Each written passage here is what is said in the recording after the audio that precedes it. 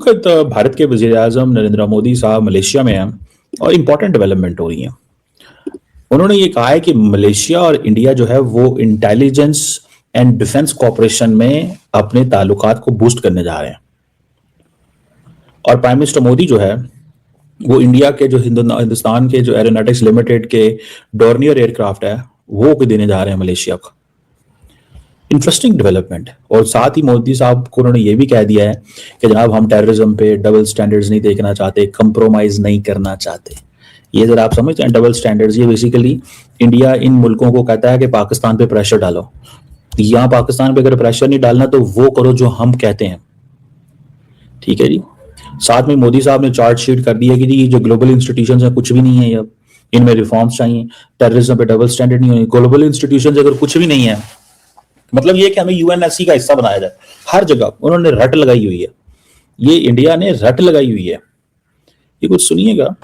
हमारा साझा मत है कि आज के चैलेंजेस का समाधान करने के लिए ग्लोबल इंस्टीट्यूशंस का रिफॉर्म बहुत जरूरी है। अब जारी बात है ये थोड़ी हिंदी में बात करते हैं, वो थोड़ी समझ नहीं आती, लेकिन कुछ जो है वो चीज़ों की जो उर्दू में हमारे लफ्ज़ हैं हमें पता चल जाता है वो क्या कह रहे होते हैं। सो पॉइंट ये है कि ये रिफॉर्म्स की बात कर रहे हैं। रिफॉर्म्स कौन करने देगा इन्हें, मुझे नहीं नजर आता। और अब ये कहते हैं जी कि मलेशिया जो है वो हमारा की पार्टनर है in India's act east policy, Madagascar, Indo Pacific, this that, ये वो इस तरह की जो चीज़ है। और अब ये भी है कि अगर ये ऐसे चल रहा है कि और दूसरी मजे की बात यह है कि इंडिया को मलेशिया कहता है जी हम फुल सपोर्ट देते हैं इंडिया को परमानेंट मेंबर बने यूएनएससी का। ठीक है। अच्छा, मजे की बात एक और इंटरेस्टिंग कि सवाल ये उठता है कि क्या इंडिया जो है वो मंदिर को प्रोटेक्ट करने की बात करेगा मलेशिया के अंदर। लेकिन सवाल बहुत सारे लोग ये भी उठाते हैं कि अगर मलेशिया ने इंडिया के अंदर मस्जिदों की प्रोटेक्शन की बात शुरू कर दी तो फिर क्या होगा। तो ये एक पॉइंट है जो वहां पे रहेगा और इसके ऊपर कन्वर्सेशन जो है वो शांति के सभी प्रयास वो जिसे कहते हैं ना they are into this game. अब वो किधर कब कैसे क्या होगा वो एक और सवाल है। अब मलेशिया जो है वो ब्रिक्स का मेंबर बनना चाहता है। पाकिस्तान को तो इंडिया रोकता है ना कि पाकिस्तान ब्रिक्स का मेंबर नहीं बना है। पाकिस्तान को हमने हर जगह पर रोकना है। देखें ये पिछले कुछ साल पाकिस्तान ने बड़े मुश्किल गुजारे हैं। इंडिया ने पाकिस्तान को ग्लोबल स्टेज के ऊपर कंप्लीटली आइसोलेट, यानी कि क्रिकेट की हद तक जो हर चीज खत्म कर दी थी बायलैटरली। मतलब उन्होंने कहा जी हमारे नजदीक में हमारा ये नेबर एग्जिस्ट ही नहीं करता, हमारा ये नेबर एग्जिस्ट ही नहीं करता और पाकिस्तान को इस्तेमाल किया जाता है just to pump up, to push up, to raise. ये जी इंडियंस जो है ना वो हमारे उसमें उस सिलसिले में ना उस चीज को पुश अप करने के लिए किया जाता है और कुछ भी नहीं। तो मैं इस चीज को ये समझता हूं कि ये that's very significant by the way, ये बड़ी सिग्निफिकेंट चीज है, ये कोई मजाक नहीं है।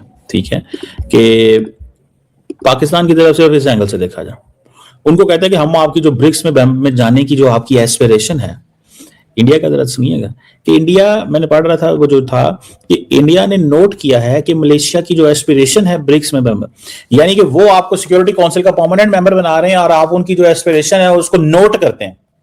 मतलब ये भी मलेशिया के साथ मैं समझता हूँ थोड़ी सी जो है ना वो ज्यादती है कि मतलब आपके वो तो आपको कह रहे हैं सिक्योरिटी काउंसिल का परमानेंट मेंबर बने, लेकिन इन रियलिटी वो जिसे कहेंगे कि मोदी साहब मलेशिया के साथ कारोबार करना चाहते हैं। और वो मैं देख रहा था कि जी जो मोदी साहब की जी जो अच्छा मलेशिया जो है, मैंने अनवर इब्राहिम को सुना है, वो इब्राहिम साहब जो है ना वो उठा रहे हैं। ठीक है, वाह जी वाह, वाह जी वाह। ठीक है जी कि क्या बात है, क्या बात है ना कि पाकिस्तान ने ये क्यों अभी तक कोई ऑफर नहीं की और पाकिस्तान जो है वो क्यों इस तरह लगा हुआ है कि खामोशी से ही बस चला करो। पाकिस्तान को रीच आउट करना चाहिए जैसे बाकी मुल्कों को, जैसे हमने इंडोनेशिया को रीच किया, इंडोनेशिया के डिफेंस मिनिस्टर को यहाँ बताया। बेसिकली तो मलेशिया को उस तरह अपने पर नहीं फैलाता और अपने आप को वो नहीं करता।